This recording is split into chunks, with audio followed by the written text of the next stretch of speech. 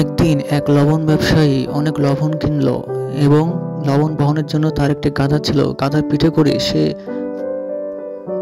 লবণ নিয়ে সে বাসা থেকে রওনা হচ্ছিল। সাঁকোর কাছে এসে গাধাটি পা পিছলে পড়ে গেল। লবণ পানিতে পড়ে হালকা হয়ে যায় এবং গাধাটি অনেক আনন্দ উপভোগ করে। পরের দিন ব্যবসায়ী আবার লবণ বোঝাই করে বাসায় দিকে যাচ্ছিল।